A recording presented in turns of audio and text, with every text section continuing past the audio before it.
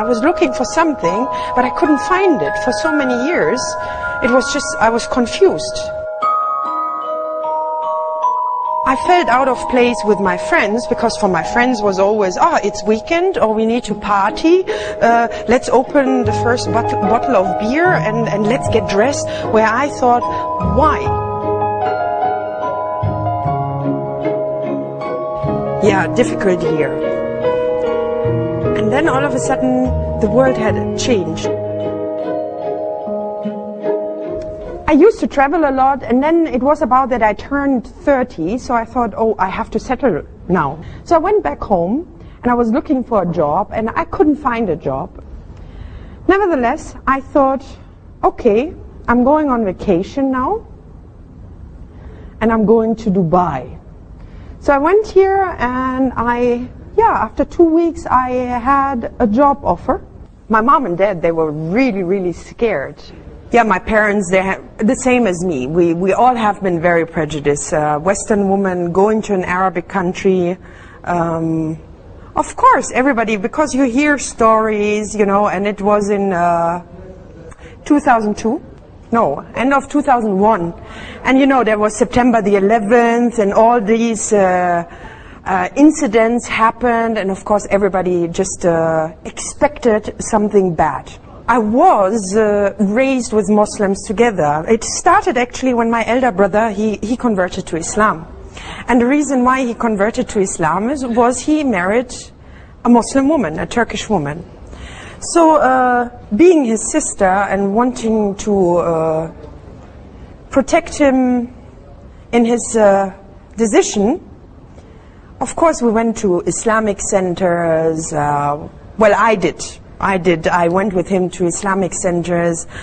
I attended some sessions. I was reading some books with him together, but it was never really convincing for me to say, I convert to Islam now. It was not convincing for me. And then you're coming to an Islamic country and you experience Muslims in a different way. All of a sudden I thought, hey, they're actually very nice. Wow, they treat you really with respect. It's not like, I felt comfortable. And in the beginning, I mixed more with European than I would have mixed with other nationalities, because I wanted to keep my comfort zone.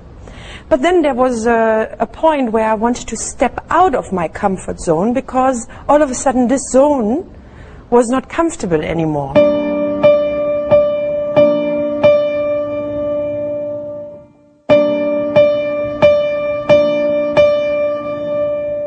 Six months before I spoke my Shahada, I started to wear abaya. I loved the abaya from the beginning, but I always avoided to wear it because I thought that's an insult to the locals here. Me, the white one wearing this abaya, and everybody gets maybe offended or something like that.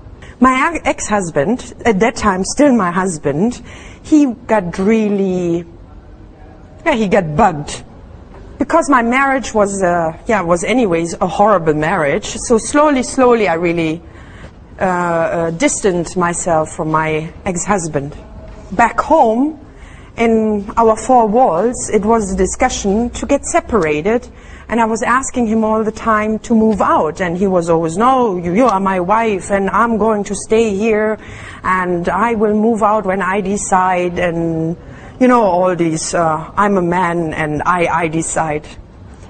And then I woke up in the morning, that was the morning, and I woke up and I thought, okay, so today I will become a Muslim.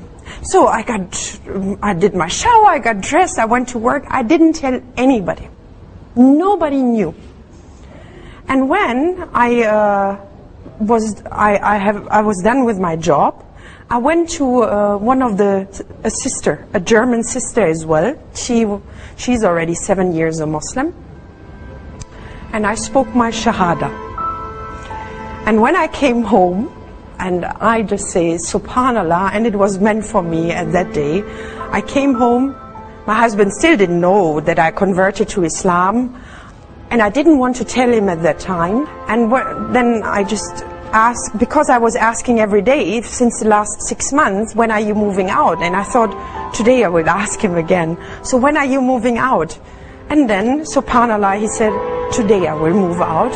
I'm packing my clothes already. So that was already a sign of Allah that I did the right decision.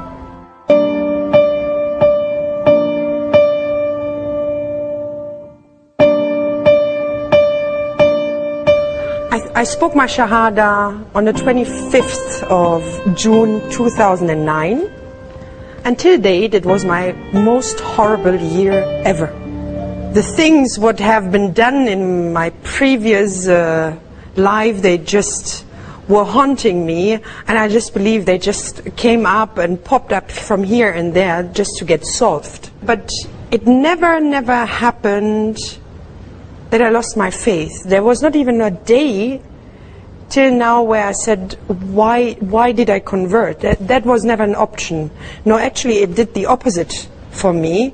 It made me much stronger, and all of a sudden I really started to read more, because I think everybody thinks when you are converting, it's just you speak the Shahada, you read a little bit Quran, and that's about it, and then you are Muslim.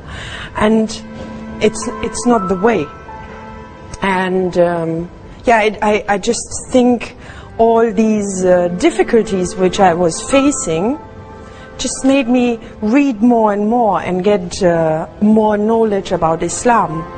Yeah, difficult year. All of a sudden friends turned to enemies. My life just went upside down.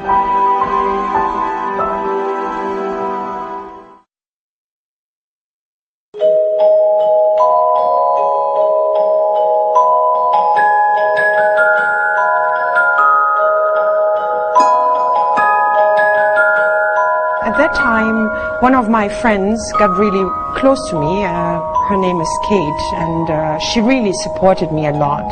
I think she was the only one who really supported my decision to convert to Islam, because most of the people, they were really shocked and they were afraid and they had their concerns.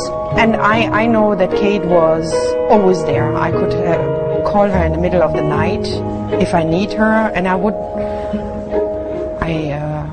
thank Allah every day for such kind of friend. Kate was not a Muslim at that time. Kate was confused.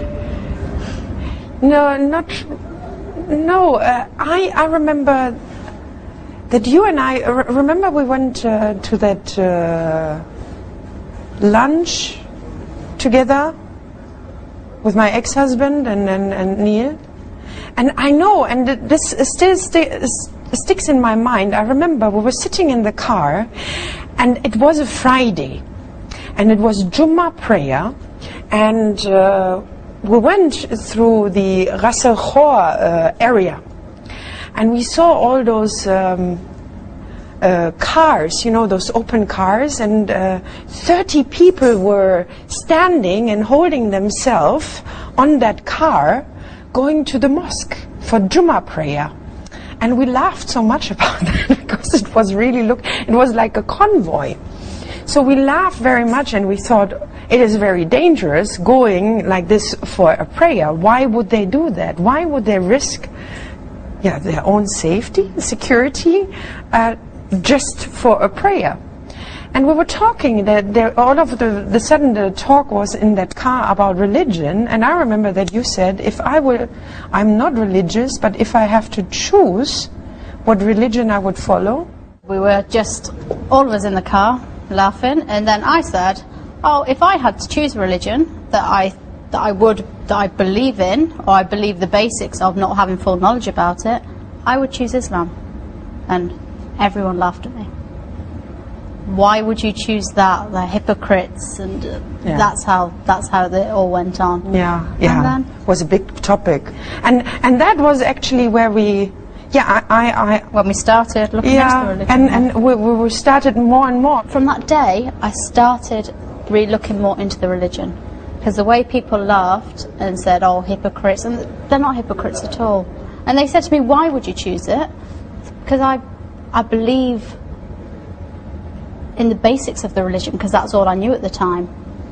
And you look at the Arab families, and they're all very close knit, and I think that's fantastic. Whereas from where I come from, you don't all come together on a Sunday, which would be our day that all families come together. Everyone does their own thing. We all live our separate lives. Whereas here, Fridays, it's just such a family day. All I learnt from school when we were studying religious education, which is compulsory, so we had to study it, we learnt all about all the different religions. When it came to Islam, my studies teacher said to me, to sum it up, Islam, the people that follow it, they're a bunch of terrorists. And that was it. That's all we learnt about Islam. Nothing else. And that's stuck in your mind. And think of all those people then, if that's the attitude of what the teachers give him. And we had no Muslims in our class anyway. And of course, when you're younger, everyone just laughs. But that's all that's stuck in the mind. I was asking more questions more than anything. I didn't go to any Islamic centres, read any books. I was just more inquisitive, asking people about their religion. But I had to put all the thought into it. I don't just want to convert, just to be one of those people that says, oh yeah, I've converted. I'd seen Huda go through it, and I'd seen how she had changed, because there is a massive change in you. Then how she got through the stuff she has due to religion is a massive influence on anyone. When I look at myself before I converted and now, I mean, I was always there for everybody. You know, everybody came and told me their problems, and I was actually a problem by myself. I was fighting myself so much, but in order not to face my own problems, I always took on other people's problem, and then nobody was there for me. And when I converted, prayer was, and I told you to compare, when you have a nice pattern around your skin and you feel very comfortable, the same is for me when I do my prayer. The time between, sometimes it takes too long, where I think, oh, when is the next one? It just helps me so much. Yeah, it makes me lighter.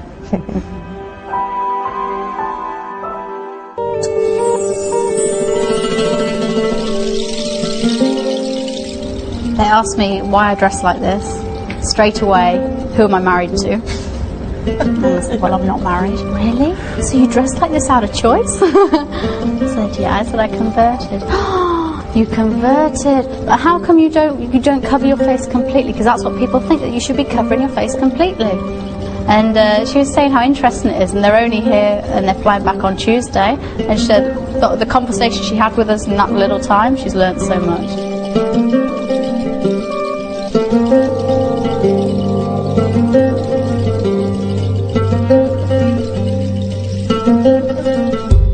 Converting to Islam is not just wearing hijab. Islam starts in your heart. And it doesn't matter if somebody wears the hijab after 2 weeks or 3 months or 1 year. Important is that Islam started already here.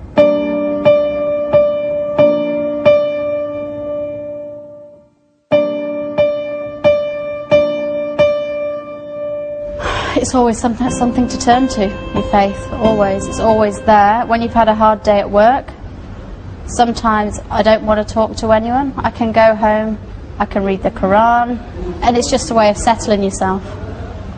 Yeah, I believe it's quite a challenge as well, you know. I would never have thought, I mean, coming from a non-spiritual family, I would never have thought that, you know, a prayer can make you strong, and that you even get up happily in the morning for Fajr prayer. You know, I remember it was especially on weekends that you were just tossing and turning around and didn't want to get up because there was nothing to get up. But now it's just happily, you know, when as soon the adhan is going on, and you think, oh, Fajr prayer is coming, let's get up. And then, you know, it keeps you so strong.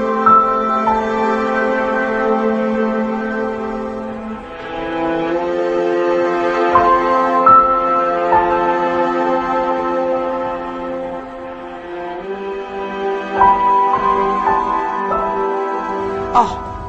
The first day when I came back to work, and of course most of the people, they knew that I converted, and I was wearing shayla straight away. And everybody came, oh, this is haram. No, this you can't do. No, you have to start this one. No, you cannot do. No, this is haram. No, haram. No, and I'm thinking, Alhamdulillah, that my parents raised me being very, very strong, because I think after a week I would have converted back. You know, it doesn't make it very easy. What? Everything is haram now? Nothing is allowed? Why I did even convert? You know, you could ask yourself that. But Alhamdulillah, I was strong, and I said, listen, if something is haram, I want to see it in black and white. You cannot come to me just like that and tell me haram, halal, haram, haram. That's not the point. Did you have the same? I converted fantastic, and then suddenly they're throwing it down your throat. You must do this, you must do that, you must. And my mind was just boggled, and I thought, what have I done at first? But then afterwards, everything's worked out. I mean, I converted when I was 36. You understand what? 36 years, you just do different things, and it takes time to wipe that out, because you have your certain routine. And just stand back, think how the other person feels. They're taking on a complete different lifestyle. My lifestyle's changed dramatically.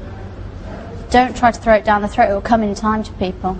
It will come in time, because if you try to force it upon them, they'll walk away. I could have walked away, but I didn't, because it's so difficult.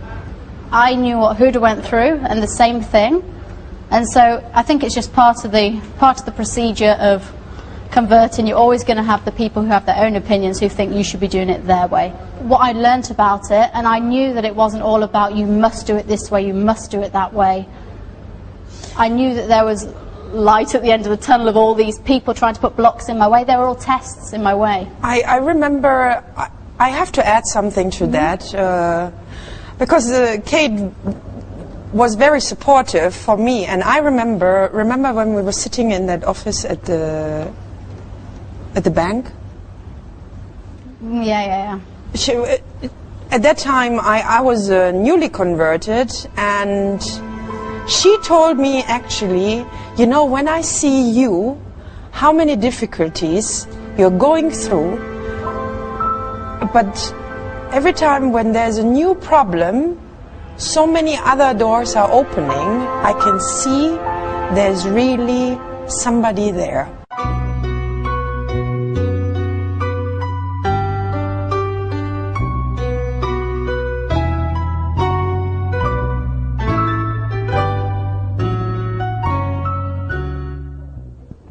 It's recording? 1, 2, 3, 1, 2, 3. 1, 2, 3. Is it recording? Okay, now, you know, I'm losing weight. This is good. Don't change it. I like the, where is it? Ah, yeah. Then I used to read them like... My nan used to buy me them all the time, comics. They only have Superman here? Superman and Lex Luthor.